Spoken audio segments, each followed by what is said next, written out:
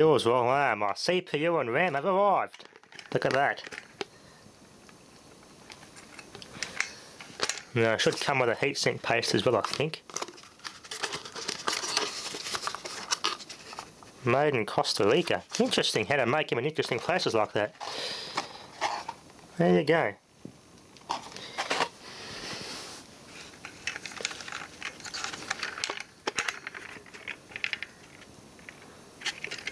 Oh yeah, it goes on there, clips onto the board. Snaps on. Okay. Alright.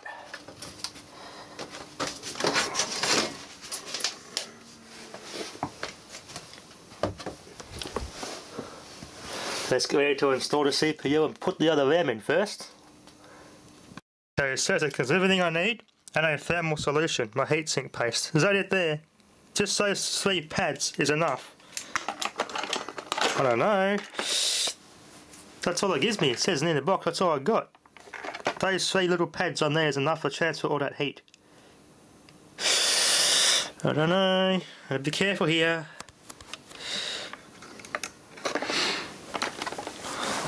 Give a good look at that. It's a Intel Core i7 4790. Costa Rica. But yeah, I've always wanted something better than the Core 2. Much better. A big step up I've always wanted. Now it installs on the board, just snaps onto the board like that through these little things here. So I really don't need to remove the motherboard to put a little bracket on the bottom. That's an optional for a different cooler. Oh, that's okay. Because normally you would install the CPU first, then put the motherboard in, but I wanted to see how it all laid out first. That's alright, because it's got the pin that snaps in and expands it and locks it into the board. Anyway, I've got my 16 gigabytes of RAM installed.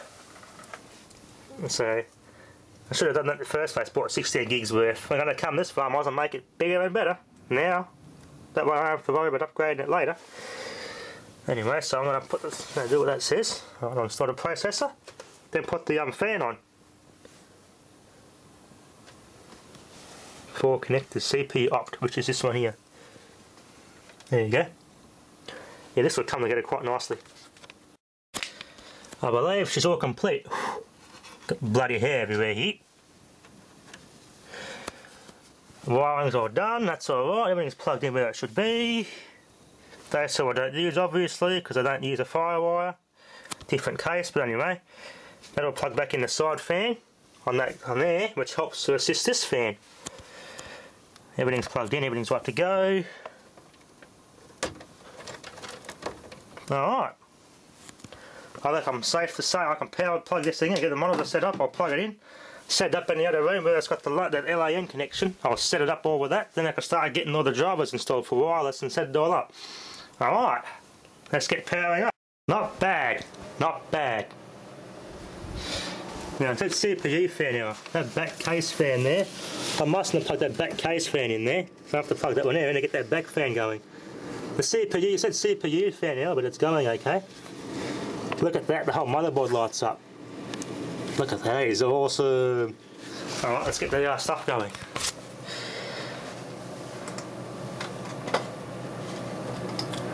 Alright, looks pretty good. It's on, yep, it's on there. Kingston. Boot priority, so I go here. Before I can do that, I want to get the stuff installed, so we'll go here. Exit that.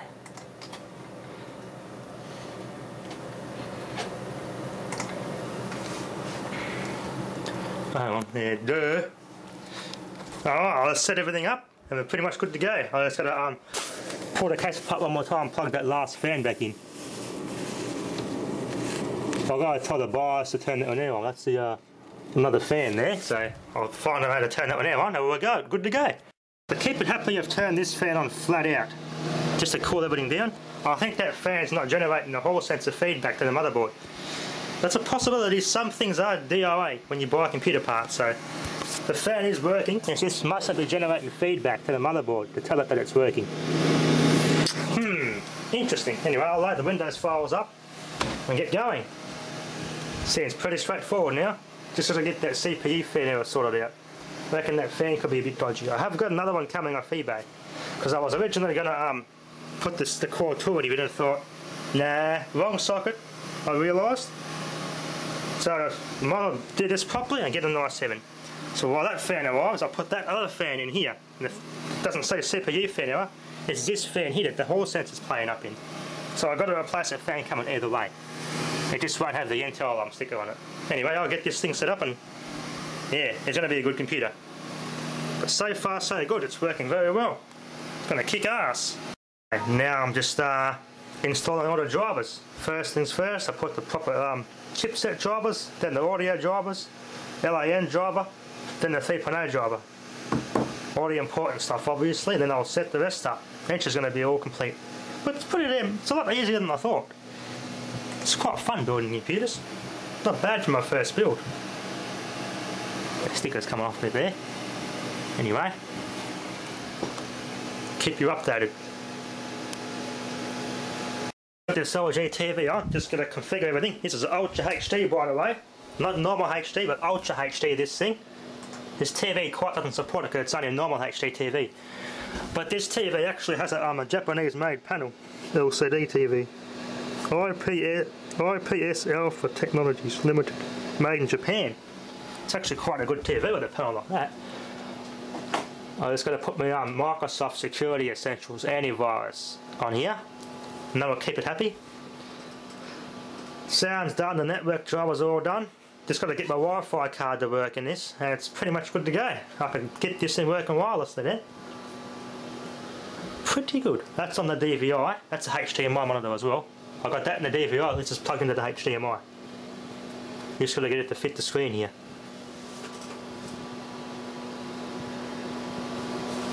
There we go. Look at that, Ultra HD for the win. Yeah, I don't have an Ultra HD TV, so I'm going to have this problem. I'm stuck with this problem now. The graphics card's more highly advanced than what the TV is. I don't have a Ultra HD TV, so I'm going to have to use the old style, I think, on a DVI monitor, just for now. But that's pretty good. Pretty damn good. Anyway, it's quite easy to set one of these up. A lot easier than I thought. Not bad for my first build. It's going to be a pretty good computer. Once I set it all up, I do a Windows Experience Index performance thing. I betcha be around the 7.9 mark. I betcha. With an SSD it bloody should be.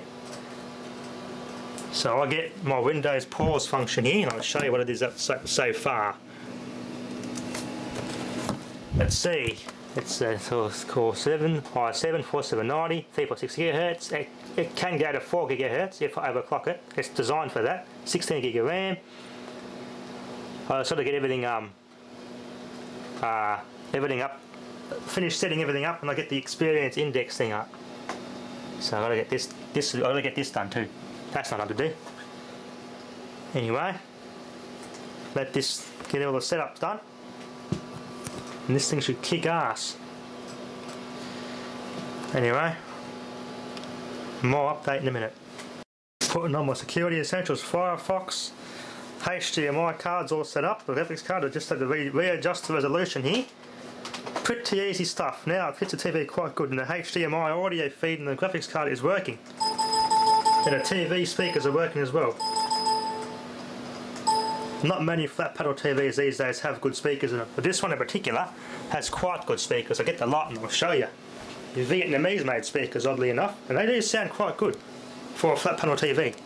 Right, all I need now is a Sharp Aquos Quatron UHD TV. Then I'm good to go. There's the speakers down there. For what they are, they're actually quite good sounding for this TV. As I say, not all brands of LG TVs are crap. Depending on what size you buy, I tend to look in the vent here when I buy a TV. If it has to be a modern TV like this for a monitor, that is. Only time I ever buy a flat panel. I always look at the back where the panel is made. As you can see, this one in particular is made in Japan. So this is actually quite a good TV with a panel like that. It's only this size, but I've got a smaller, the smaller version of this TV has a Korean made panel, so certain sizes have certain decent panels in them. So yeah, not all flat panel TVs are the crappiest, but if you have to buy a flat panel, especially for computing like this, which is what you want, look at the panel on the back of your TV, what brand it is. So this also has cool, a cool volume control on it for an LG. It makes a bloody kick-ass monitor, this thing. I can have two going. Anyway, looking good, looking good. The yours is pretty much done now. I'm just doing the rating, see what it rates at. But the only thing now, I just got to get the Wi-Fi card to work. Then this flag thingy will have no issues at all with this computer. The only issues on this computer that needs troubleshooting is that network card, the Wi-Fi card. It is a TP-Link. I'll turn this off later and pull the card out and do a detailed video on it. I don't know what model it is. I don't know exactly what model it is. Hopefully you people out there can tell me. I'll do a good detailed video on it and show the logo on it and everything. Because that was working with this computer. So I don't see no reason why it wouldn't work with this, so here it is now. I sort of find what bloody drivers I need for it. So let's just go first and I'll get the see what the rating is. Once that Wi-Fi card's working, this thing's freaking unstoppable. This will be good for Hangouts too. So I have two monitors, Hangout with a camera on one, and I can do YouTube on the other. Do a proper Hangout once I get a good bloody man cave, Hangout man cave set up. I'm pretty much bloody good to go now. That's a big step up from my main computer, which is this one. In 2009, when I got this thing built, it was the best you could get then. See, I put the other RAM in this, the Corsair RAM off the other motherboard in here. So now it's got 6GB of RAM, but still 3.25GB usable. So originally I had 4GB of RAM, 3.25GB usable. So I'm going to try and find out how I can configure that to get the use of all 6GB that I can. So far, no B-sides, no lockups, so cleaning those slots carefully fixed it. I was going to think about upgrading this computer, putting a graphics card and everything in it, but it hasn't got all the HDMI and everything on the motherboard, and the Ultra HD and everything on it, so I didn't really want to ruin this computer, because I've got it set up pretty much how I want it, with everything how I'm using it. So I decided to just go one step out and get another complete second computer, which I'll upgrade, and that's what I've done. Well, the best of the best of the best, and now I've got it. Anyway, let's see what this results at. 7.7 out of 7.9. That's not bad. Desktop performance for Windows Aero is lowest. Right, my other computer, my main one, rates 5.9. That's because of the hard drive that's in it. It can't go any faster. Pretty good though, 7.8 on the processor, 7.8 in the RAM. This data transfer rate, 7.9. I'm still happy with that, that's pretty damn good. That's pretty damn good. Alright, now to shut this thing down and get this graphics card out. No, sorry, graphics card, the Wi-Fi card out. I'll do a good detailed video on that. That's the only thing stopping me from setting this thing up fully, because I want that Wi-Fi card working in order to get the full use out of this thing. Anyway, let's get that card out and give a good look at it. Right, I think I've found it. TP-Link TL-WN751ND. I'll write that down on a separate bit of paper, and I'll browse online for the drivers for that, and that thing's good to go. You've got to have a Wi-Fi card. I've just got a USB one in that little Shintaro thing. A USB one. It is problematic, but when it works, it is bloody flawless. It is good, but when it starts playing up, oh boy, I don't want to know it. No antenna on that one, just an inbuilt little thing in the circuit board with a spiral. That's all the antenna it's got. Easy cap TV, VCR capture thingy. This does everything I need. This is my TV recording computer basically. My main computer is why it's here. This is going to be my probably gaming, a high performance video editing computer. I'll probably never use those. It's cool to have them there. In case you want to put external or internal things in there. That's all set up. I can use the SPDIF out if I wish to on there, but this thing here has HDMI anyway, so I can plug the HDMI from this through the graphics card and use this to switch between displays. So it's pretty much ready for all that. There's a very beefy power supply there, I'll give it that. T-Bay Taiwanese capacitors. It's quite a good bloody little power supply actually. I had a good look at that and it is definitely okay. 750 watt power supply shits it in running this thing. I think now I'm going to have to do my cable management up. Get some zip ties and neaten up my cable. Because where this cable here was when I installed this CPU, the cables went along here and clipped in here. And they were hitting the bloody fan blades. I couldn't get them out, so I had to pull all that cable out and leave it like that, so the fan would spin freely. Alright, I'm going to get this Wi-Fi card set up now. Then it's good to go. Alright, that'll be enough for now. Thanks for watching.